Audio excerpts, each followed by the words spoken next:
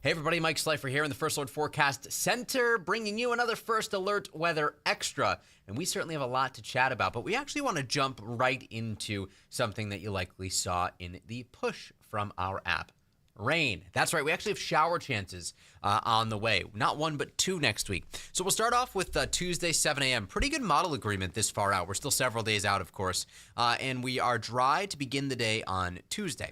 But once we get into the early afternoon, 1 o'clock shown here, we start to see an increasing risk for maybe an isolated shower, but certainly increasing cloudiness. So turning cloudier as the day progresses on Tuesday. And if we fast forward to 7 p.m., on Tuesday, shades of green across Connecticut on both models. So again, pretty good agreement, a good signal that at least at this point in time, we will actually get some showers on Tuesday. Perhaps even meaningful rain depending on just how heavy the rain ends up being. It will be a bit muggier out there Tuesday too. So that lends at least the possibility that we could see some more, say, moderate showers in the mix. This weekend, on the other hand, looking just stunning for outdoor plans. Just not great for the mums. You're going to have to water those. Temperatures for the final weekend of astronomical summer will be running a bit cooler than normal, seasonably so, in the 70s during the day, low 70s during the day, and 40s at night. The autumnal equinox, 2:19 on Monday. That's when astronomical fall officially begins. But Tuesday, it'll be feeling a little bit more like summer, muggier, with temps back in the low 80s as temperatures slip back into the 70s by the middle of next week. We'll keep the clouds around on Wednesday. Thursday starts off bright, increasing cloudiness. And then there you see it on Friday, another chance for showers. So we do have 2 days where we at least see the chance for showers. Again, neither one really looks like a washout at this point in time. Next Friday, that is a week away, so there's plenty of time for things to change. And we'll continue to monitor and bring you updates as we get closer. Shoreline highs go from the low 70s this weekend to the mid 70s Monday, upper 70s Tuesday, falling back, especially by Thursday and Friday next week. We made it to 81 today for the Hartford area, which is certainly warm by about 6 degrees compared to where we normally would be. Not close to the record of 93 and a temperature of 54 overnight. Certainly not close to the record low of 33. Really an impressive spread there between the record high and low, a 60-degree spread. We are looking ahead to some seasonably cool days moving forward. Impressively, Tweed, New Haven today made it to 85 degrees. Many towns were between about 80 and 85 with upper 70s in northwestern and eastern Connecticut. So depending on where you were, maybe a little bit warmer than some other parts of the state. But either way, it was certainly a warm day out there, a warm end to the work and school week. Adding another red tile to our September calendar, and we expect to add more of these once we get into next week. It's the weekend where we could see a couple of flashes of blue pop up with some cooler days. What we will not see, though, is green tiles. Our next chance for that, again, will not arrive until Tuesday. And we really could use the rain. Here are the rainfall stats for now. So this is compared to normal. We have deficits for both the Hartford area and Bridgeport month to date. But if we go back to the start of 2025 for the Hartford area, we actually still have a surplus.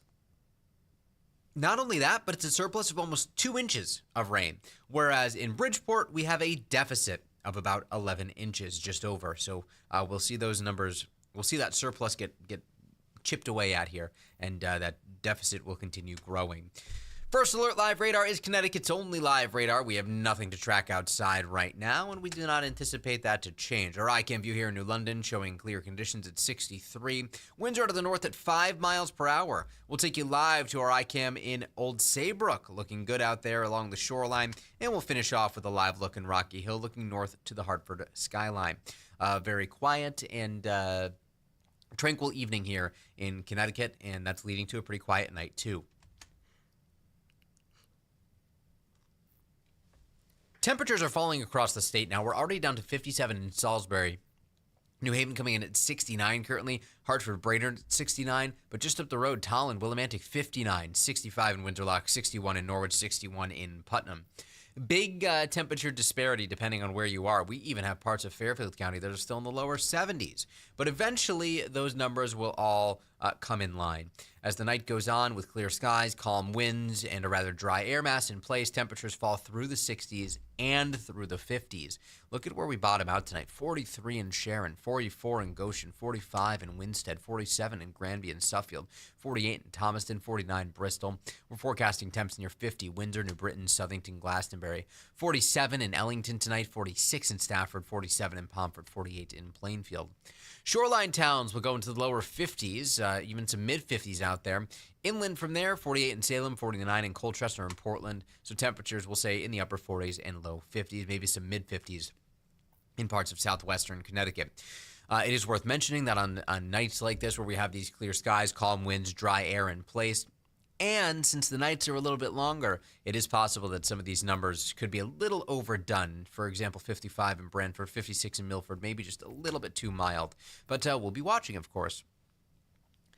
First Alert Futurecast shows the dry skies, the dry conditions, the bright skies to start the day off tomorrow, and that will be the case throughout the entire day. We're just letting First Alert Futurecast play through the entire day tomorrow because there's really nothing to show. A better way maybe to show it is actually to show you what's going on here. If you're heading to the Big E, temperatures will be climbing up into the lower 70s. 60 degrees when the gates open at 10 a.m. And if you're staying up there late tomorrow night, 57 at 9 p.m. Some of those concerts, of course, going on. You're going to want to bring some extra layers with you. It's definitely necessary since it'll be chilly. We are looking ahead to a fun day tomorrow at the Rent. Ball State versus UConn, 3:30 kickoff, and it is going to be just a wonderful day for some football. Tailgating beforehand, plenty of sunshine, temperatures in the 60s. Will peak in the lower 70s before temperatures start to fall back tomorrow night. And high pressure will be sliding by to the north, and this is really what's going to be dominating our weather through the course of the weekend. We're expecting plenty of sunshine out there both tomorrow and Sunday, and once we get later into the day on Sunday and that high starts to move offshore, that could eventually open the door for just a little bit more in the way of cloudiness on Monday. But either way, the Guilford and Orange Fairs will be going on Sunday. If your plan is to go to either location, look at this. Temperatures starting in the 50s, climbing through the 60s into the lower 70s, essentially a carbon copy, an exact repeat of what we are expecting tomorrow. So you can get out there and enjoy what is going to be a beautiful and fall-like weekend. If you suffer from ragweed or grass allergies, that's the big pollen this time of year. Those pollen counts will actually be moderate to low to moderate over the next few days. So we're not really looking at anything that stands out as substantially higher, but there might just be a little bit around. Either way, it shouldn't have a big impact on your plans, which is some great news. In the tropics, there is a tropical wave moving off of Africa that's being monitored by the National Hurricane Center. Low chance of actually forming over the next 7 days, but we'll keep watch. We also have Tropical Storm Gabrielle, which continues to battle some wind shear. Winds out of the west-northwest at 12 miles per hour. Pardon me, it's moving to the west-northwest at 12 miles per hour, so a fairly decent forward speed. Wind speeds are 50 miles per hour, and it is expected to eventually move into an environment that will allow it to strengthen a little bit more. It likely stays to the east of Bermuda and certainly far away from the U.S. coastline. It'll strengthen into a Category 1 hurricane perhaps as early as Sunday, and could become Category 2 early next week. So we'll be monitoring that very closely, and we'll be the first to alert you if and when it becomes a hurricane. For the 2025 Atlantic hurricane season as a whole, the next name on the list is Umberto, followed by Imelda. We still have plenty of time to go. We are just past the peak, and this season runs through the end of November. So we'll be watching very closely. In the meantime, we're more focused on some of the things happening here at home. Throughout the month of September, we lose 80 minutes of daylight, but we lose even more next month. 81 minutes of daylight will be lost during the month of October, and then we lose about another hour and 15 minutes between November and December as we approach the winter solstice, which is going to be on December 21st. So that is our day of the year where we have the least daylight. And then, of course, we'll slowly start to gain as we get later into the winter and especially into the spring. When it comes to actually assigning sunrise and sunset times, we've already surpassed our final 7 p.m. sunset of the year, and it's just over a month when sunsets actually slip into the 6 p.m. hour. So Something to keep in mind here as we get later and later into the fall season. We see a lot of change this time of year, and it happens over a relatively short period of time, from the amount of daylight we're losing to the way that our temperatures trend when it comes to our normal temperatures. And we're going to break that down for you in just a moment. On the 6 to 10 day outlook, this is the 25th through the 29th of September, so almost to the end of the month. Shades of red and orange indicating the higher likelihood that temperatures remain above normal, which, just as a point of reference, means temperatures staying at or above, say, 70 degrees. And this does account for overnight temperatures, too. So we'll be watching that pattern closely. And something we haven't seen in some time, the 6 to 10 day outlook actually has some green over us, shades of green indicating the higher likelihood that maybe things will end up a little bit wetter than normal.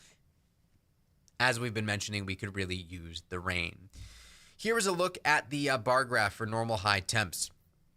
On September 1st, the normal high, 81, drops to 70. By October 1st, it drops to 57 by November 1st. And by November 15th, the normal high is 52 degrees. So we still have a couple weeks here with normal highs in the 70s, and then through the 60s, of course, we will fall, and then we're into the upper 50s as we begin November. So about 2 months from today, the normal high will be 50 degrees. Just something to keep in mind. We see those changes happen pretty quickly.